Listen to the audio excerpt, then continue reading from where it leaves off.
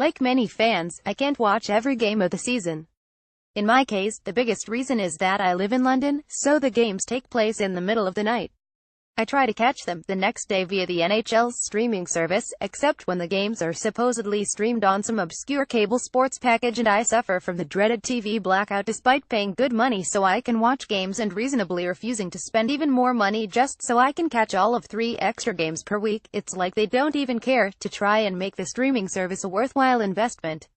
I paid my money, let me watch my games. I brought all that up to say that I was unable to watch last night's game before having to start on today's walk. When I first saw the result of the 4-2 loss to the Toronto Maple Leafs, I was disappointed. My crests had fallen. It didn't seem possible to deny any longer that our beloved Minnesota Wild are squarely in the midst of a slump. However, after watching the highlights and reading up about the game, it appears that the truth is more complicated. The Wild did many things well last night. Jason Zucker scored 2 goals, Eric Stahl and Nino Niederreiter both generated multiple chances and controlled much of the play when they were on the ice, to the point that Nino supplanted Chris Stewart on the top line. That being said, they didn't win, and some aspects of their overall game were clearly off. I mean, how hard is it to clear the crease or clean up rebounds? It's like you enjoy leaving Devan Dubnyk hanging out to dry. Put a body on your man, so I guess you could say I have mixed feelings about the game.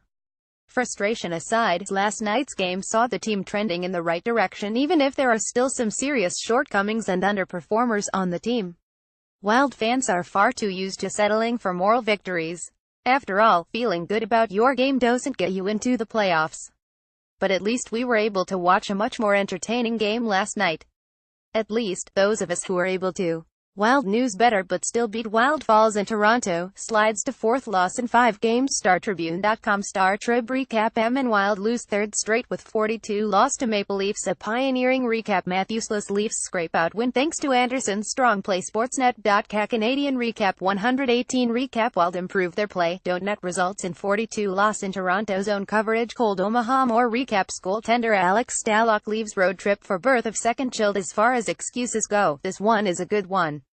QA Devan Dubnyk on Carey Price. Mitch Marner, Bronx cheers, slumps. Sportsnet.ca Dubnyk shares some thoughts on hockey, Price, and confidence.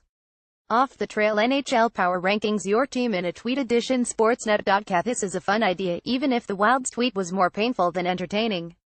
Power Rankings terrific top line powering brilliant Blues. The hockey news booby-treeing confidentiality only keeps players from seeking help. Sportsnet.ca This is why it's important to think about how we talk about serious issues, whether they are physical health, mental health, identity, or discrimination.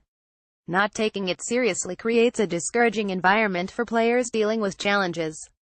Not maintaining confidentiality might be one of the most damaging things one can do.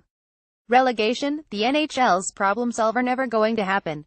Team owners would never allow it, and the current talent pool isn't sufficient to create a relegation league. Interesting thought though. NHL rookie race: can anyone catch Clayton Keller in chase for Calder Trophy? The Hockey News: Clayton Keller has looked unstoppable through his first month in the NHL, pacing freshmen with 11 goals and 17 points in 17 games. But Keller hasn't run away with the Calder Trophy just yet. 10 NHL oddities we'll never see again. To be fair, Jaromir Jagr reaching second most games played despite having absconded to the KHL for a time is pretty odd. Flying high at 25 in oral history on the making of the Mighty Ducks movie. The Hockey News: a fun look at how one of the best hockey movies of all time was made.